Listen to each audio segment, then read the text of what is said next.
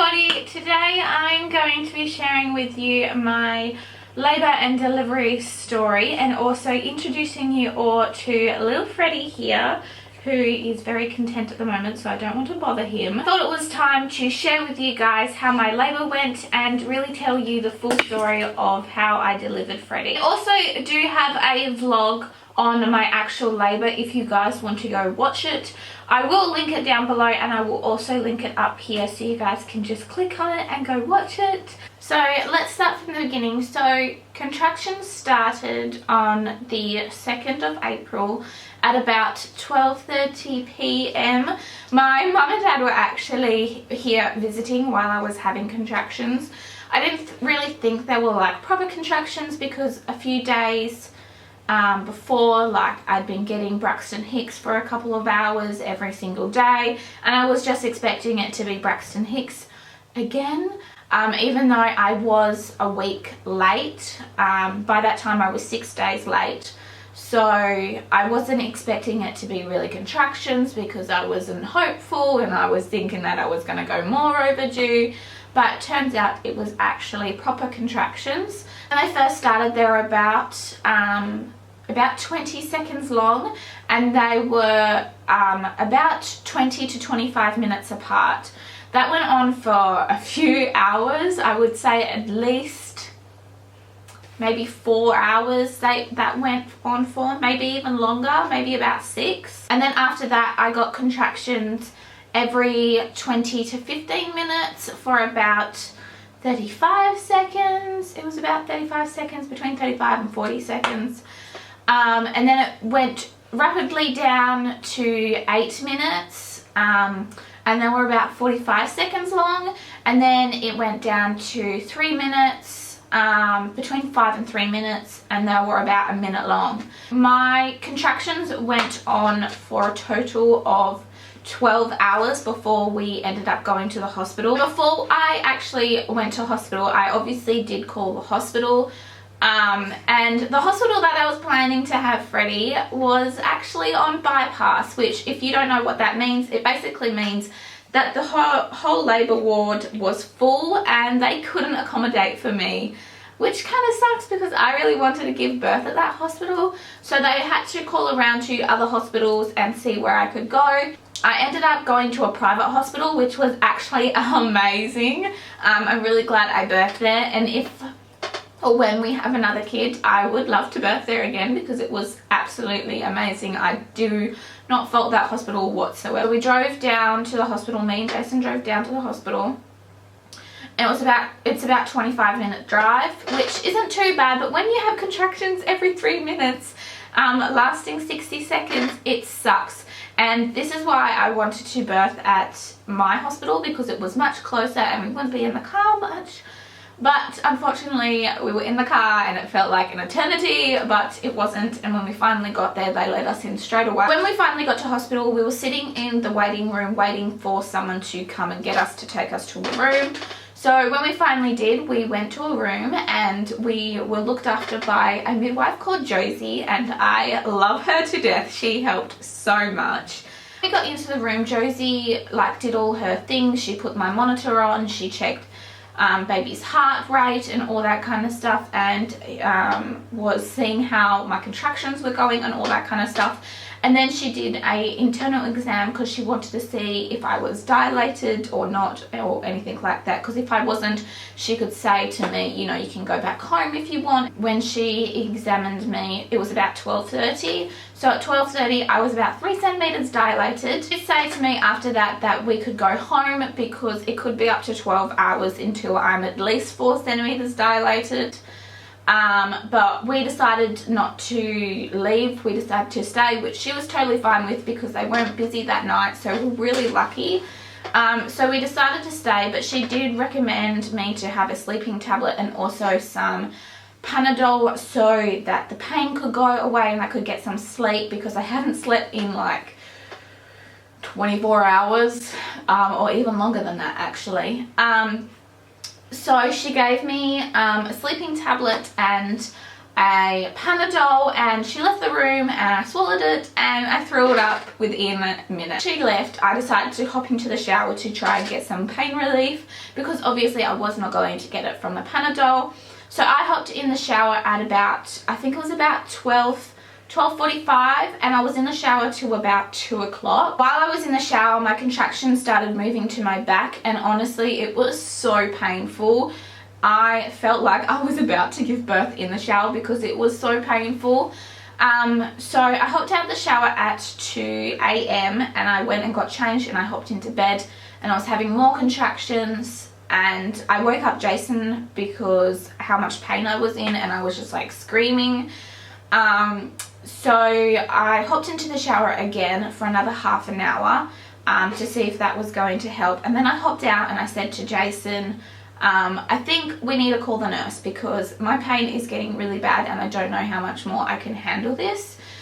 So we called the nurse in at about 2:30 and we discussed pain relief. Josie had to examine me because she said if I'm not at least 4 centimeters dilated, I can't have any pain relief. So she examined me again, and this was at about 3 a.m. So she examined me and she said, okay, you are 5 centimeters dilated, so you're actually in labor. So that's probably why your pain is getting really bad, because you're actually in labor now.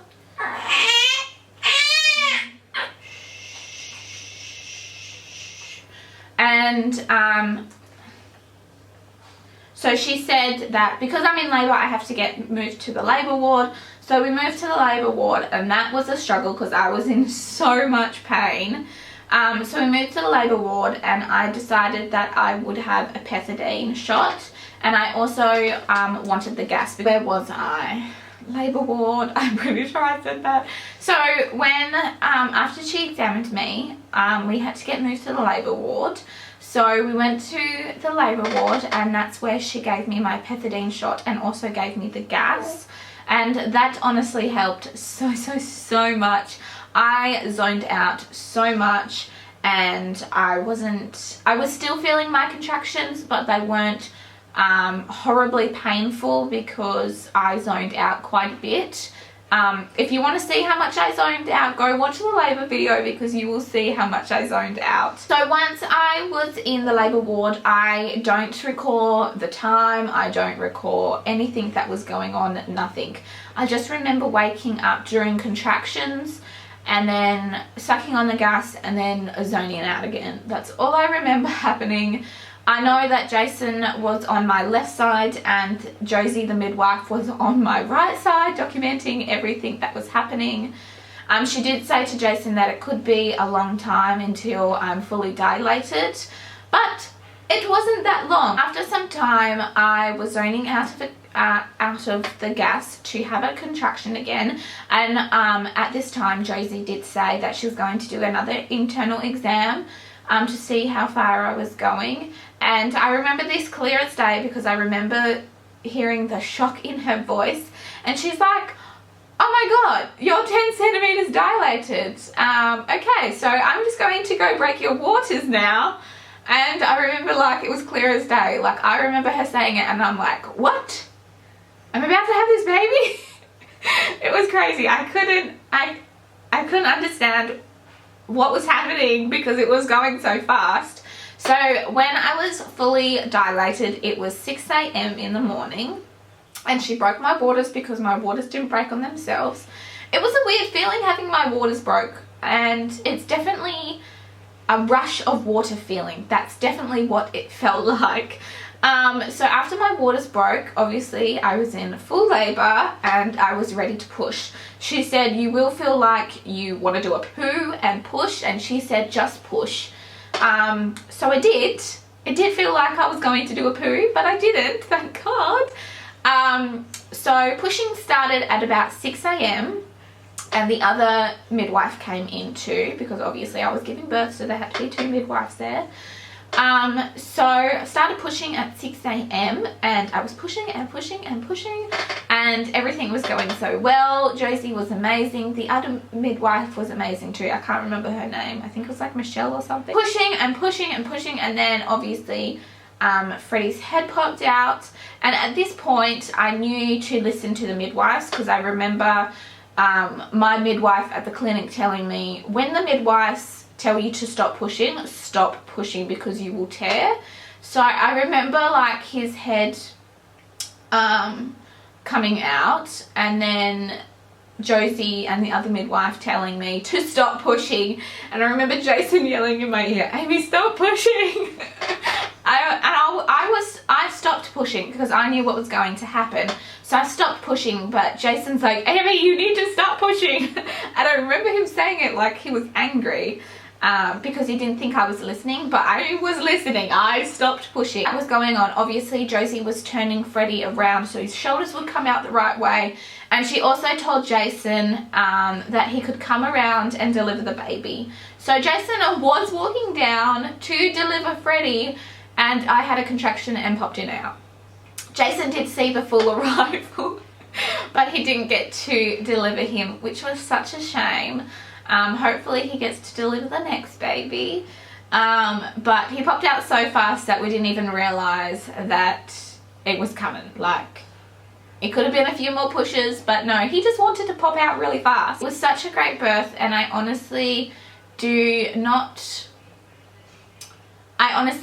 regret doing it the way I did it. I'm really happy with the way I birthed. Giving birth was such an eye-opener, and I am so lucky that I could actually have a child and actually give birth, and I feel really saddened for the people that can't have children and can't experience what I experienced. I don't know why I'm crying, but I'm honestly so grateful that I could have had my own children.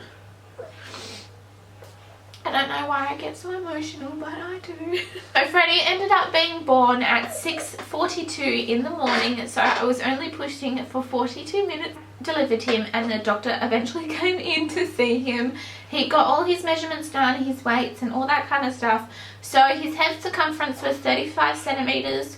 He was 49 centimeters long, and he weighed 6.5 pounds, which is such a little tiny baby. So I had a little tear at the top of my vagina, but it was that small that I didn't need stitches. They said it was just a really tiny tear, and they said it will heal up in a few days, which it actually did heal up in a few days. Frederick has finally finished feeding. It's been about half an hour since I was here last, but he's finally finished feeding and he's calmed down now.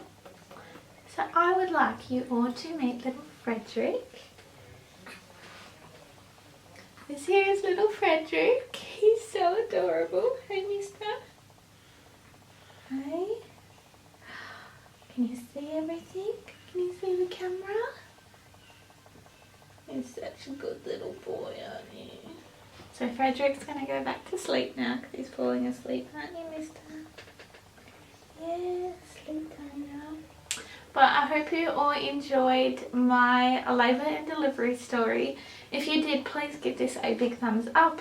If there's anything else you guys want to know about my delivery or anything that I've missed out, hopefully I haven't missed out anything, just leave a comment down below and I'm happy to answer it for you guys. Hope you all enjoyed, and I will see you in another video. Bye!